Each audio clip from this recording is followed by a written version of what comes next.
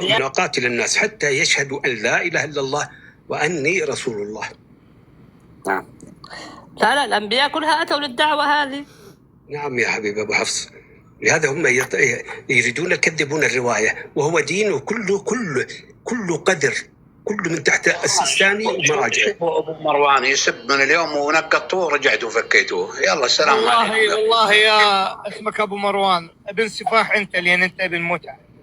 يلا ولي يا أخي هذا حظر، ما لا تعطونا مجال زي هذا حظر يتجاوز على السيدة عائشة رضي الله عنها. لو هترد المتابعة عشان الأشراف إخواني، أنا بدي الإشراف فيها. أرجع لكم إن شاء الله، أرجع لكم، أستأذنكم. حياك الله الشيخ. يا جماعة ورد فوشيا وورد أحمر. السلام عليكم. بقيت استلام. عليكم السلام. وأبو وليد حاطط لي ورد حمراء آخر. ده إيه الحلاوة اللي أنتوا فيها دي؟ حياكم الله. تفضل يا أستاذ. أنا عندي سؤال. حياك الله يا أستاذ. حياك يا الأستاذ. عرف عن معتقدك يا ضيف أول شيء. أنا شيعي رافضي. طيب عندنا سؤال لو سمحت. بس أنا كتبت ممكن سؤال وصعدتوا لي، قلتوا تفضل. بعد ما تجاوب على السؤال أبو حفص إذا سمحت لي، بعد ما تجاوب على السؤال لك حق تسأل بالعقيدة وليس بالأشخاص. يلا ماشي. حوارنا بالعقيدة. طيب اتفضل. خليه مع شيخ أبو حفص، ما سمعناهوش النهارده بالوردة الحمراء اللي اديتها لنا دي، وأنت يا منصة من بكرة تشيل الصورة السوداء دي. طيب يا ضيف، بما أنك إمامي 12 فعندنا سؤال بسيط لو تعالي يا حبيبتي تعالي. خلاص يا ماما، خلاص يا بابا. الآن عندك الإمامة هي أصل من أصول الدين. في أمهات كتبك ما نودي شيء بمثل ندائكم أو بمثل ما نودي بالإمامة. نعم. الآن النبي صلى الله عليه وسلم عندنا دعا 23 سنة، دعا 23 سنة، فما ترك شيء من الدين إلا وأخبرنا به. وعندنا حديث معاذ الطويل: يا معاذ إنك تأتي قوم أهل كتاب فأول ما تدعوهم إليه شهادة أن لا إله إلا الله وأن محمد رسول الله. الآن سؤالنا لك يا ضيف، نريد حديثا من جنابك المحترم دعا به النبي صلى الله عليه وسلم إلى الإمامة. تفضل. إلى الإمامة ناداها في غدير خم، قال من كنت وليه. لا، هذه ليست نداء للإمامة. في غدير خم قال من كنت مولاه فهذا علي مولاه. نعم. وقال هذا لجليبيب، وقال هذا لأبي بكر وعمر ولكل المؤمنين. قال هذا لأبو بكر وعمر. نريد دعوة للإمام. تسمعني ولا بس انت أسمعك؟ تتكلم؟ اوكي. لا، أنا أريد أن تجيبني على سؤالي. أنا أقول لك أين قال لأبي بكر أنت ولي. اصبر أخي خلي أتكلم. أنت قلت أنه قالها لأبو بكر وعمر، هل قال لأبو بكر وعمر نعم. ولي نعم. من بعدي؟ نعم.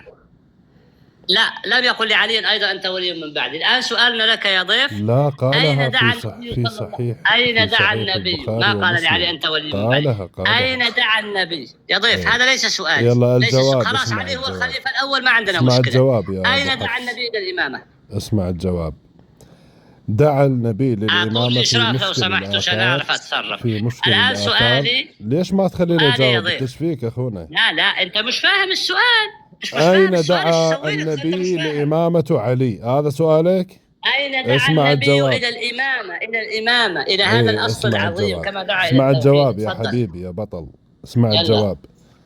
الجواب في مشكل الآثار للطحاوي: دعا النبي لعلي بن أبي طالب بالإمامة، قال من كنت وليه فهذا علي وليه، والحديث صحيح.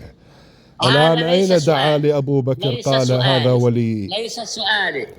أين دعا لأبو بكر وعمر قال هذا ولي؟ أين؟ الآن دعا هذا ليس سؤالي. هذا ليس سؤالي. شنو أجاوبك على مزاجك ولا شنو؟ أين دعا النبي إلى الإمامة المزعومة هذه؟ أين دعا إليها؟ أنا كشيعي هذا أعطيني حديث كحديث معاذ بن جبل. أنا كشيعي هذا جوابي. أين جوابك؟ الآن تخليني أسأل ولا هل هذا جواب؟ إيه هذا جوابي، هذا مقدار علمي. لا أنا أرسلك. شكرا لمداخلتك. طبعا الجبان ما تعرف تجاوب على السؤال. لا طبعا الجبان هو المهدي الذي ما تعرف تجاوب. جبان سنة. ما تعرف، ما تخليني. الجبان هو الذي لا يعرف أصول ليش دينه. ما تخليني أسألك؟ الجبان هو الذي لا يعرف أسألك عن أصول دينه. الآن تخاف الجبان هو الذي لا يستطيع أن يدعو لأصول دينه. ماشي. تخاف أسألك؟ تخاف؟ هذا هو الجبان. تخاف من سؤالي؟ لا، وعمر الأسد ما يخاف من الفأر. الآن اسمع السؤال. تخاف من سؤالي؟ سؤالي لك قائم. إذا لا الآن يوجد عندك 38 أصول. مهتدي، أريد أصير 39. الآن ممكن؟ مالك في المهتدي، أسأل الله لا تكون منهم. ماشي. الآن أسألك سؤال ولا يجي غير واحد يحاور؟ أنزل الضيف، أنزل هذا ما الضيف. عندك أنت من يصدرك للحوار إذا ما تجاوب؟ أنزل الضيف هذا، أنا أكلمك خلاص. أوكي شكرا.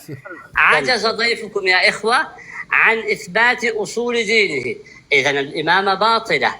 إما أن يتهم النبي صلى الله عليه وسلم أنه ما بلغ الدين لأنه ما بلغ بالإمامة، أو يتهم النبي أنه